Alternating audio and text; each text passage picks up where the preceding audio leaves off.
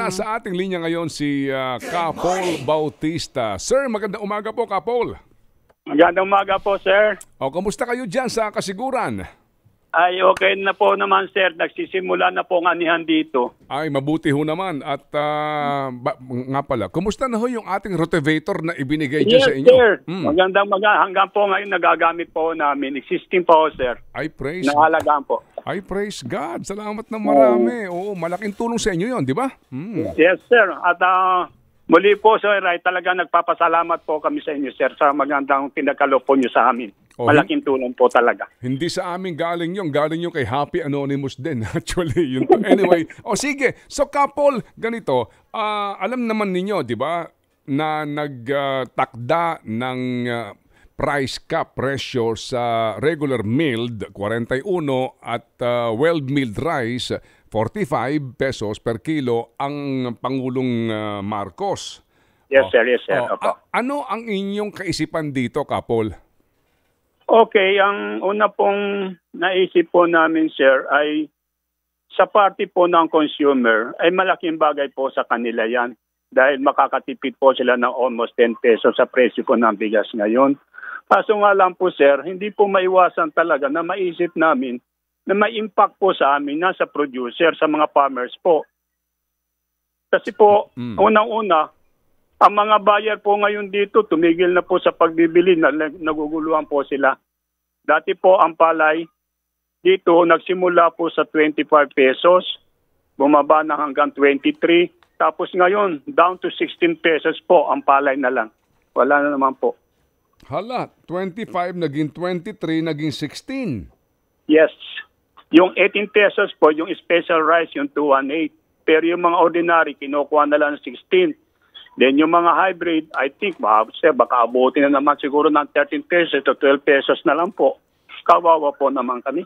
Sandali lang, kasi meron naman mga dahilan, di ba? Yung presyuhan ng palay, di ba? May mga dahilan naman yan eh. Sa 20, nung una sa 25, bakit 25 ang inyo?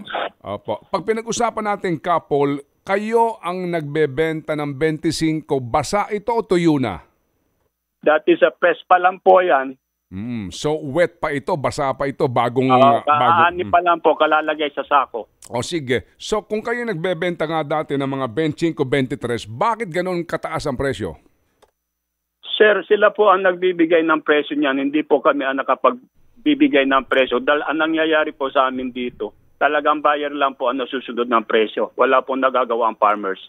Pero kung kayo ang tatanungin, kung kayo ang magpepresyo para mabawi nyo ang lahat ng puhunan nyo, magkano ba talaga dapat?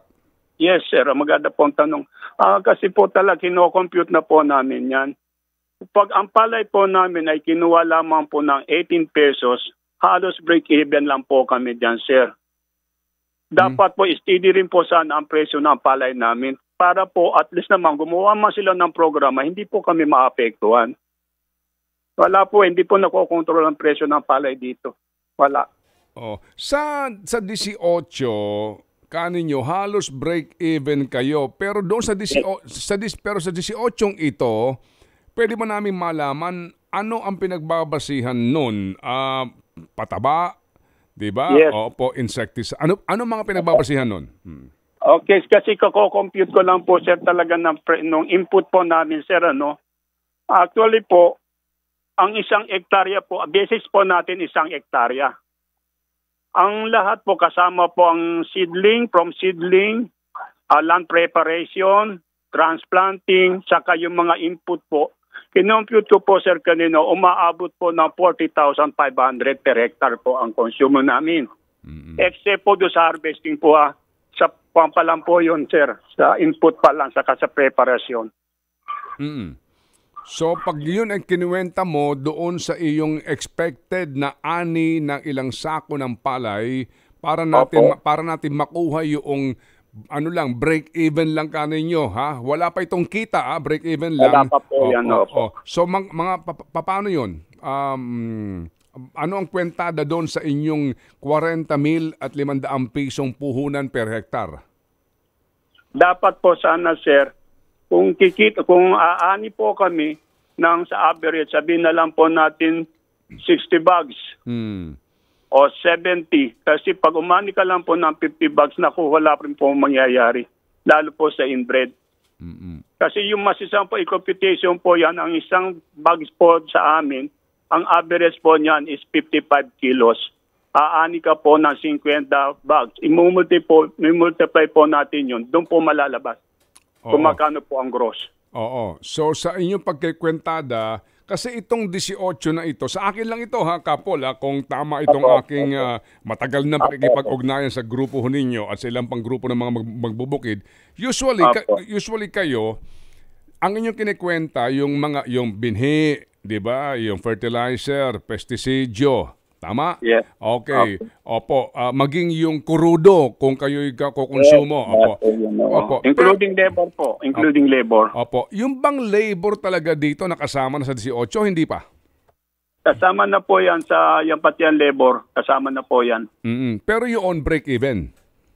Apo. Makukwenta na po natin yan. Pag na-multiply po natin sa average na 60 bags yan, doon na po malalaman kung may kinita, wala po yan. Ayun. So meaning, alangan naman trabaho ko ng trabaho na walang kinikita. Yes, sir. Totoo po. At meron po ang problema, sir, kasi nakakabulungan dito, na-stop buying na po sila. Oh.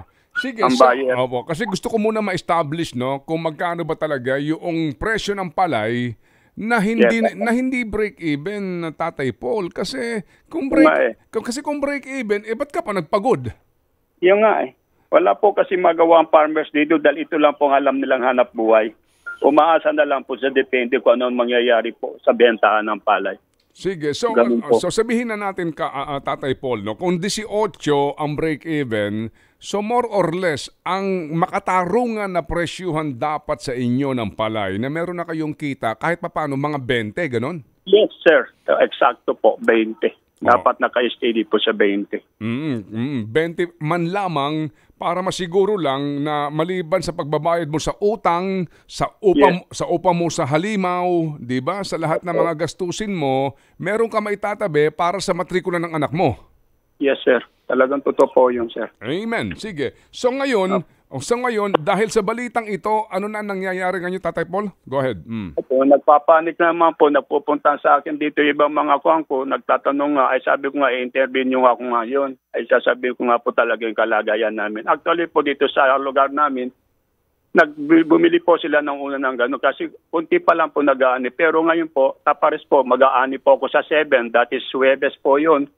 Ay namang problema na ako dahil nga po, para wala pang bibili. Yun nga po, nakakaroon ng mga kuwan. Sabi nila, wala nang bibili, ay mapipilitan kami ngayon na magbebenta ng palay namin, bibigasin namin dito para pagbili lang dito sa loob. Ganoon ang mangyayari. Kasi wala ka namang malaking bodega na pag-iimbakan yan. Yes, Baka isa pa rin pong problema yan, sir. Wala kaming bodega. Kung may bodega lang sana kami, at least may stock namin yung palay namin. yan ang problema dyan sa lugar na yan. Napuntahan ko yan. Yes, sir, yung pagpunta nyo rito, di ba? Ang nangyayari, sir, from sa lugar na pinagsakaan, on the spot, nabibili na kaagad kasi wala nga pong bodega.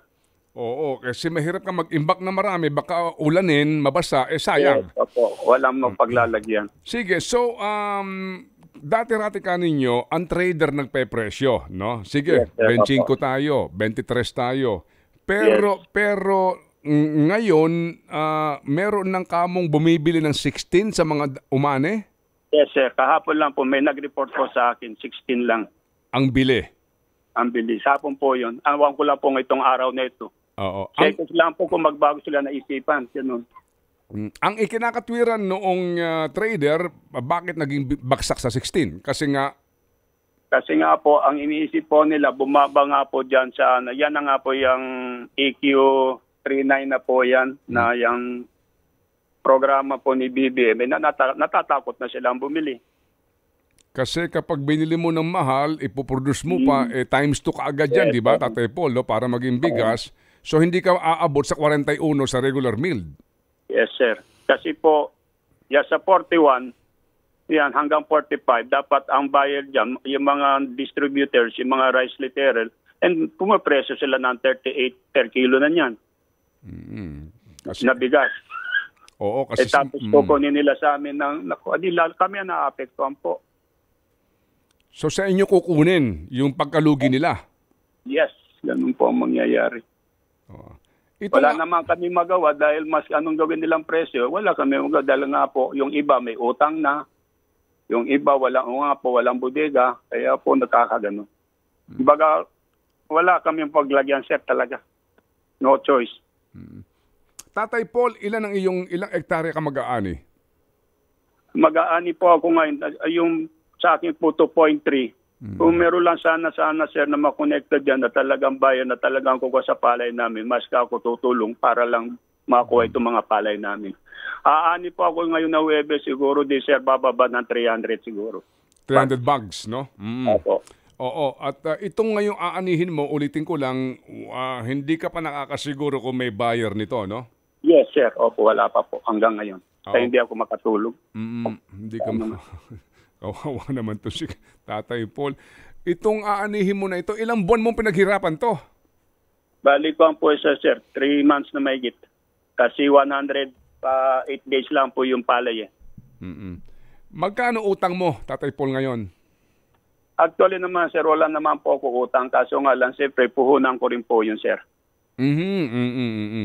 Dahil pinipilit nga pong hindi mangutang para po malaya ako kung masyang ko dali ng palay ko. Kasi pag nakautang po ako, patay na po ako. Talagang sila na ang gagawa ng presyo ng palay. Baon ka na.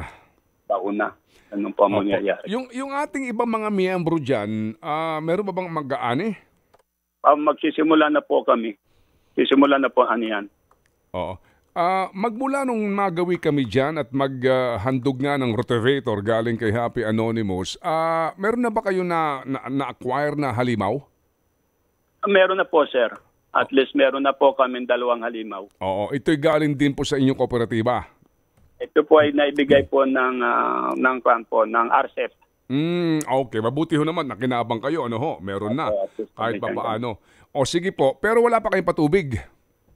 Meron naman po kami sa kaso lang pagdating na medyo tag-init, halos hindi po sufficiente. Actually po sir, talaga ang problema po namin, wala na po kami problema sa makinarya, whatever. Ang nagiging problema na lang namin po talaga yung presyo ng palay po namin. Talagang doon kami nalalaglag lagi. Yung pong stable na presyuhan, no? Yes, opo, wala. Talagang. Oo. Yun hong inyong irigasyon, communal pa rin. Apo, po siya. Sufficient po naman siya. Pero lang po, pag medyo tag-init po, yun lang, hindi naaabot. Pero nakakarinig po naman na rotation. Opo. Pag sobra talagang init, yun ang nagiging problema. Hindi sufficiente. Sige. Opo, sige. So, meron ho bang ugnayan ng inyong, gaano karami inyong miyembro ng kooperatiba, Tatay Paul? Hindi po kami sa kooperatiba, association pa lang po kami. Association, gaano po karami ito? Nasa 95 na po kami siya. Okay, sige. So, meron bang pakikipag-ugnayan sa inyo ang taga-DA o anuman? Yes sir, araw-araw po nag-uusap kami ng DA. Ugnayan po kami, ugnayan. Ano ang sabi sa inyo tungkol sa presyohan ng palay ngayon? Dito nga po sa EO na ito ni Pangulo Marcos. Ayun na nga po, ang nangyayari ay ang pagkabasa ko po sa kanila ito ngayon, susubaybay nga nila itong presyo ng bentahan ng bigas. Pero kasi po naman sir, masisa po natin tignan, pagdating po sa presyohan po, hindi na po control kasi ng DA po yan eh. Wala na ba ang talaga ang gawa lang po ng DA, paano kami makapag-production ng malaki? Tuturuan kami kung paano kami umani ng malaki, gano'n lang po. Pero pagdating sa presyo, hindi na po control ng DA talaga. So as in, nag-report lang sila siguro sa head office kung magkano ang bilihan. Pero yung sa presyo po talaga hindi po nila control yan. Kasi ang sa kanila lang ay paano kami umani ng maganda. Opo. Yun po ang part nila. Sige, so sa inyo na po manggaling Tatay Paul ang panawagan sa mga responsable sa desisyon na ito na inihain kay Pangulong Marcos para maglabas siya ng Executive Order 39 na nagtatakda po ng price ceiling sa bigas. Sige po, Tatay Paul. Sa gumawa po ng batas na ito, alam po namin na talaga ang layunin po ninyo ay makatulong po sa consumer. Ang bilang po namin maintindihan nga po, dapat sana po inisip din po sana ninyo yung magiging impact itong pangyayaring ito. Magagaanan ng consumer, hindi nyo na balanse ang magsasaka naman. Hindi nyo na-establish ang presyo ng palay namin. Paano naman po kami? Sana napag-aralang mabuti. Both sides, consumer and the producer. Wala po eh. Sana po magawan po sana ng paraan. Ma-establish po sana ang presyo namin ng palay dito sa kasiguran. Salamat po, Sir Ted. Opo. Tatay Paul. Yes, sir. Mabuti hindi ka pa nagbabago ng trabaho, hanay buhay. Magmula nung narinig ko yung mga reklamo nyo nung una na wala pa nga kayong makinarya, no? As in, ang iba nga hand tractor pat, kalabaw. Mabuti hanggang ngayon nandiyan pa kayo. Okay naman po, sir. Kasi sa totoo lang po, medyo gumaan po ang pagsasaka namin dahil nga po sa makinarya na itulong po ninyo. Nabigyan kami ng gobyerno ng kuwan. Talaga pong medyo napapabilis po ang trabaho namin sa palayan. Talaga lang po, ang nagiging problema lang po namin talaga itong pagpepresyo ng palay talaga. Talagang hindi namin mahawakan, sila ang kumokontrol ng presyo ng palay. Okay. Sinabayan pa ng ganitong mga programa na talagang kami rin po yata ang aapektuhan. Opo. Sige po. Salamat po na marami, Tatay Paul. Mabuhay po kayo. Kayo po ang aming mga bayani. Ang totoong bayani ng bayan na napatuloy pa rin pong nagsasaka kahit nasa hirap po na inyong pinagdadaanan. Salamat po, Tatay Paul. Salamat, Sir Ted. Maraming salamat po. Mabuhay po kayo, Sir Ted. Opo, thank you. Thank you po. Si Tatay Paul Bautista ng meron silang pangalan sa kanilang association dyan, Set. Napuntahan namin nila, Set, yan sa kasiguran. Ano po? Ted Filon at DJ Chacha. Ngayon, nasa Radyo 5, 92.3 News FM. Monday to Friday, 6 to 10 a.m.